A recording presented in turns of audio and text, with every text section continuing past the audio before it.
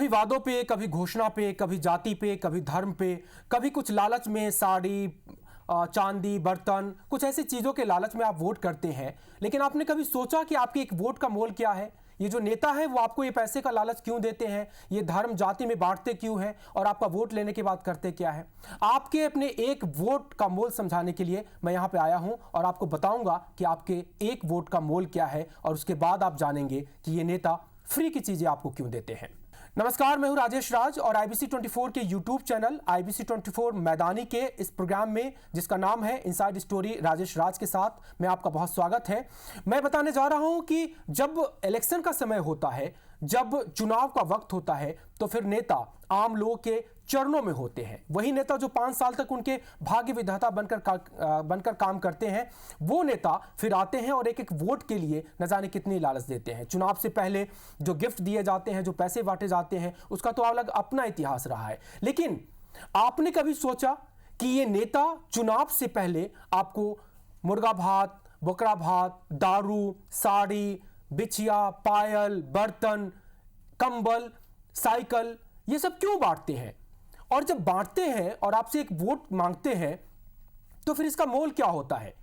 इस बात को समझने के लिए आपको जानना पड़ेगा कि आपके एक वोट का मोल क्या है, और वो मैं आपको समझाने जा रहा हूं। छत्तीसगढ़ में चुनाव की घोषणा हो गई है। अब मैं आपको बता रहा हूं कि छत्तीसगढ़ में एक वोटर का मोल क्या है। तो इसको समझने के लिए करना बस ये है कि ये जानिए कि छत्तीसगढ़ का बजट कितना है और यहां के वोटर्स कितने हैं, और अगले 5 सालों में ये वोटर्स जो चुनेंगे वो सरकार कितना खर्च करेगी। उस हिसाब से आपका एक वोट का मोल निकल आएगा। छत्तीसगढ़ में इस साल का बजट 1.21 लाख करोड़ था, और अब जो आप सरकार चुनेंगे वो अगले 5 सालों के लिए पैसे खर्च करेगी। तो अगले 5 सालों में कितना बजट होगा? तो अर्थशास्त्री के मुताबिक हर साल राज्य के बजट में करीब 10% का ग्रोथ होता है। तो इस नाते से जो आप अभी सरकार चुनेंगे, जो विधायक चुनेंगे, वो अगले 5 सालों में कितना पैसा खर्च करेगी, उसका हिसाब समझिए। तो 2024 का जो बजट होगा वो 1.33 लाख करोड़ का होगा। 2025 का जो बजट होगा वो करीब 1.46 लाख करोड़ का होगा।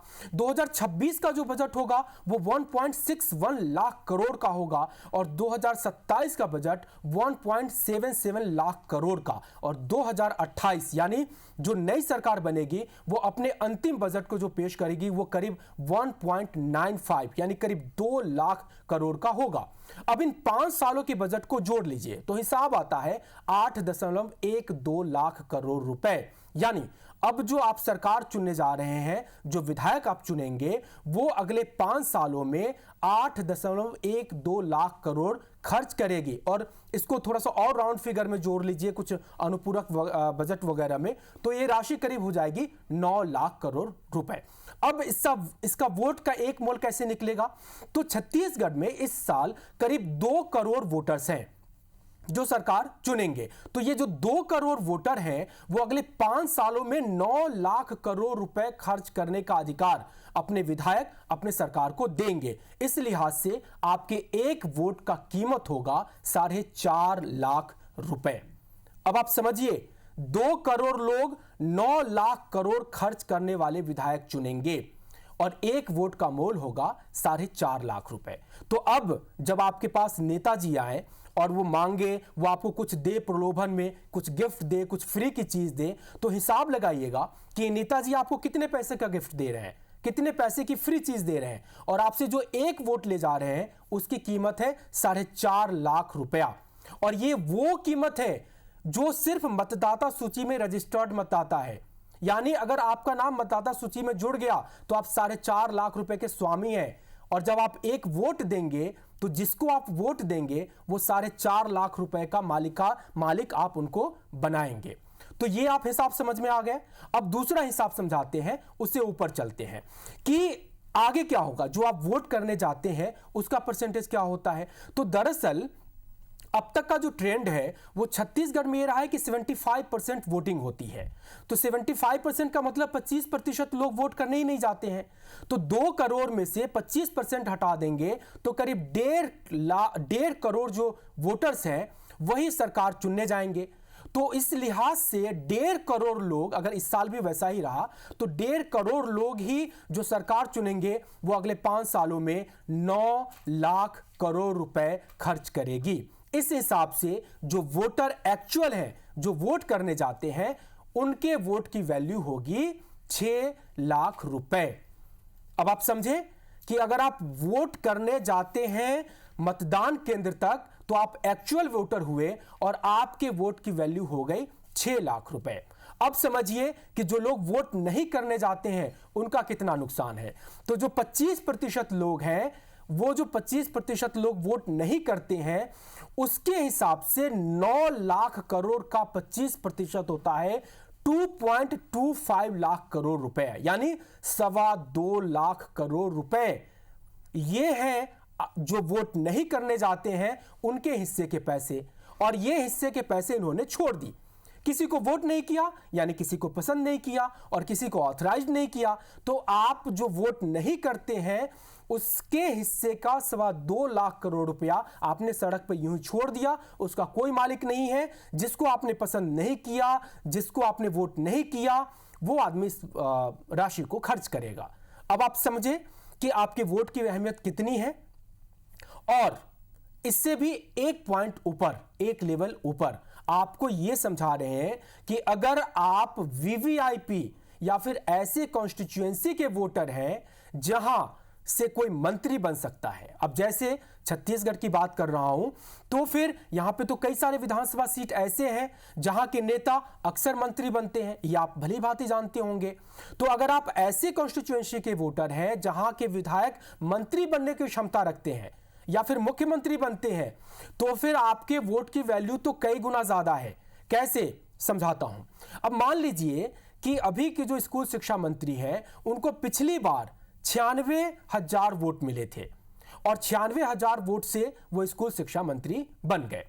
अब इसको अगर राउंड फिगर में 1 लाख वोट भी मांग लीजिए कि अगर इस बार उनको 1 लाख वोट मिला और फिर से वो शिक्षा मंत्री बन गए, तो वो कितना खर्च करेंगे, उनको कितने का पावर मिलेगा। तो शिक्षा, स्कूल शिक्षा का जो बजट होता है 1 साल का, वो है 20,000 करोड़ रुपए, और 5 साल में उनको मिलेंगे कितने, 1 लाख करोड़ रुपए। वोट उनको कितने मिले, 1 लाख वोट। वोट की कीमत क्या हो गई, 1 लाख करोड़ में डिवाइड कर दीजिए 1 लाख से, 1 करोड़ की वैल्यू होती है। तो अगर आप वीआईपी कॉन्स्टिट्यूएंसी के वोटर हैं तो आपका वोट की वैल्यू 1 करोड़ तक हो सकता है सैद्धांतिक रूप से।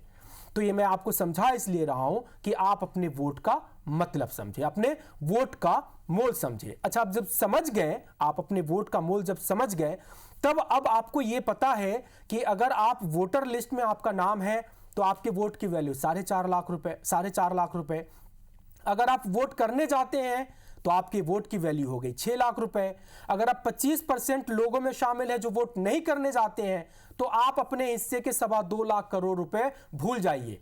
ये खर्च कौन करेगा, आपने किसी को ऑथराइज नहीं किया, तो जिसने ऑथराइज किया, जिसने दूसरे को चुना, वो खर्च करेंगे। फिर आप मत बोलिएगा कि आपके हिस्से में ये जो 2.25 लाख करोड़ रुपए का बजट है वो कौन खर्च करेगा। सड़क बनेगी, बिजली बनेगी, स्कूल बनेंगे, कॉलेज बनेंगे, नहीं बनेंगे, ये आप जिम्मेदार है क्योंकि आप वोट नहीं करते।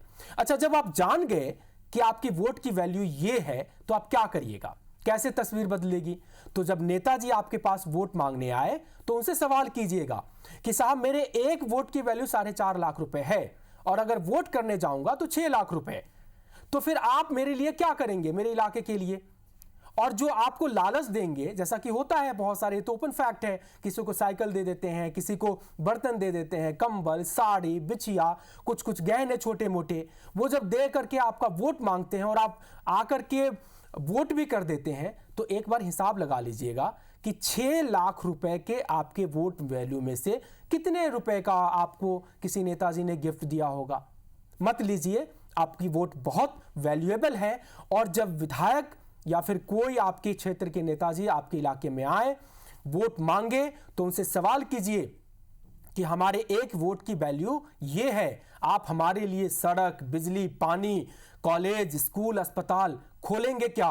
और आपके एक कॉन्स्टिट्यूएंसी के वोटर वैल्यू भी आपको पता चल जाएगी। इस लिहाज से, क्योंकि बहुत सारे अखबार, टीवी चैनल में आंकड़े आते ही रहते हैं कि एक विधानसभा क्षेत्र में कितने वोटर हैं, तो जितने वोटर होंगे उसमें 4.5 लाख रुपए से गुणा कर लीजिएगा। आपको पता चल जाएगा कि आपके विधानसभा क्षेत्र के एक वोट की पूरी कीमत के वोट का मूल्य इतना है, और फिर अपने मंत्री या फिर अपने विधायक से हिसाब मांग लीजिएगा।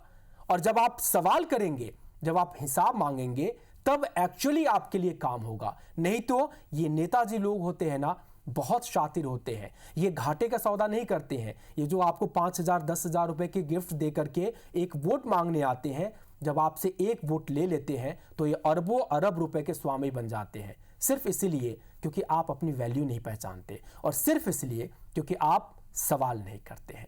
तो हमने आपको एक वोट का मूल्य समझा दिया। तो ये वीडियो आपको कैसा लगा? अगर जानकारी अच्छी लगी हो तो दूसरे लोगों में भी शेयर कीजिए। अपने कमेंट बताइए कि आप क्या सोचते हैं इस पे, नेताओं से सवाल होने चाहिए या नहीं, और जागरूक मतदाता को अपने एक वोट की वैल्यू समझना चाहिए या नहीं। ये बताइए हमें कमेंट करके, और लाइक कीजिए, शेयर कीजिए। धन्यवाद।